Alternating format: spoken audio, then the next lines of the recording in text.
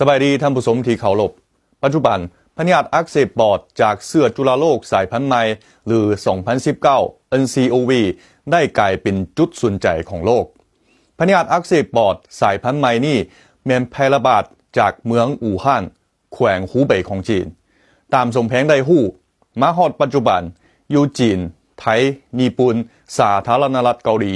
เวียดนามฟิลิปปินส์ออสเตรเลียและอเมริกาได้มีผู้ถูกปรุงมติว่าเป็นพยาธินี้และบางกรณีก็ได้ถูกสงสัยเป็นพยาธินี้คนที่ติดเชื้อพยาธิเหล่านี้ล้วนแต่เคยไปเมืองอู่ฮั่นหรือเคยไปพบปะกับผู้เป็นพยาธิที่เคยไปเมืองอู่ฮั่นรัฐบาลและประชาชนจีนให้ความสำคัญอย่างสูงต่อพยาธิใหม่นี้และได้ดำเนินการควบคุมต่อผู้เข้าออกเมืองอู่ฮั่น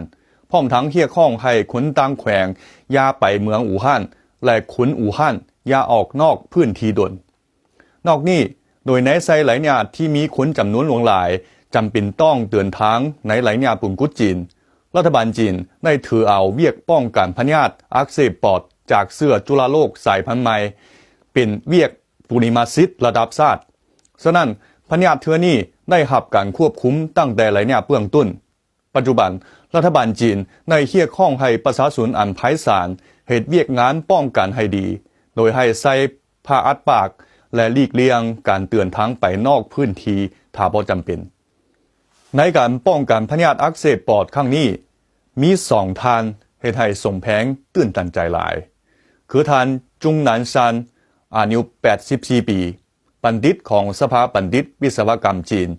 หัวหน้าผู้เชี่ยวชาญอาวุโส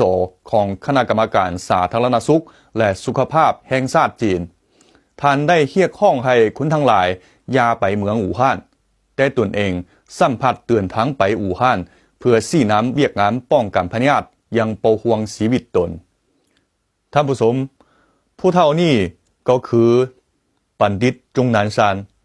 เพิ่นบ่แม่นคนธรรมดาเพิ่นเฮ็ดเวียกตลอดมื้อตลอดคืนจนได้นอนอยู่ถึงรถไฟ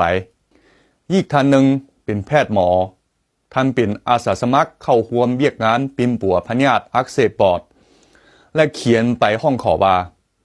ข้าพเจ้าสมัครเข้าร่วมเวียกงานปิ่มปัวพยาธิอักเสบปอดทั้งหมดบ่เกี่ยวข้องค่าแรงงาน